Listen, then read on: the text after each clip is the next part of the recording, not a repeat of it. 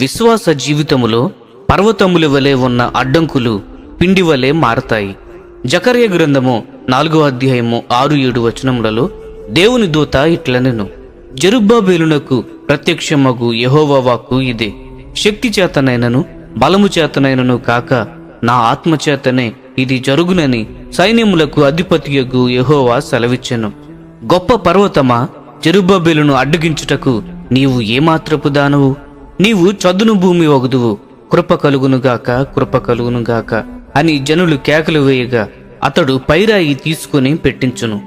మన జీవితము అంతటిలో మనుషులు లేక దురాత్మలు సృష్టించే పర్వతములను బట్టి మనము భయపడుతూ ఉన్నామా? సంఘములో నాయకులుగా ఉన్నవారు కూడా ఈ రోజులలో వారి అవిశ్వాసముతో దేవుని యొక్క చేతులను బంధించుచున్నారా? ఏది ఏమైనప్పటికీ ఈరోజు దేవుడు యెహోషువ, కాలేబు వంటి వారి కొరకు చూచుచున్నాడు. వీరు ఎవరు? ప్రతి చోట దేవునికి అసాధ్యమైనది ఏదీ లేదు అని విశ్వసించి ప్రకటించేవారు. సాతానుకు వ్యతిరేకముగా దేవుడు ఎల్లప్పుడూ మనతో ఉండును.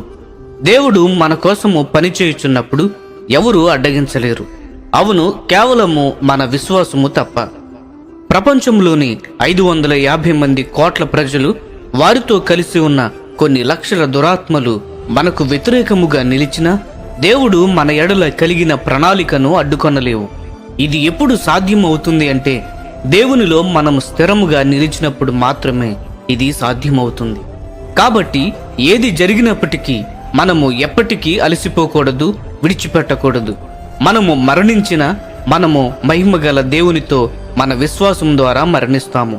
మనము మరణము ద్వారా కూడా దేవుని నామము మహిమపరచబడుతుంది అనే నిరీక్షణ మనము కలిగి ఉంటాము. ఎప్పుడైనా దేవుడు మన జీవితములోనికి దురాత్మలని పర్వతముల రూపంలో కొన్ని వందల మంది మనతో పోరాడిన లేక మనలను నిందించుటకు అనుమతించిన, అది మన కొరకు దేవుని ప్రణాళిక అయి ఉన్నది. వారి రూపంలో ఆత్మీయ మేలులు మనము వారి నుంచి పొందుకొనవచ్చు. జకర్య గ్రంథము 4వ అధ్యాయము 6-7 వచనములను విశ్వసించటము ద్వారా మాత్రమే మనుషులు దురాత్మల రూపంలో ఉన్న పర్వతములను మనము ఎదుర్కొనవచ్చు. పై వచనములు కేవలము మన గృహములలో గోడలపై వేలాడదీయబడిన పటముల వలె ఉండకుండా ఈ వచనములు మన రక్తములో ప్రవహించవలెను.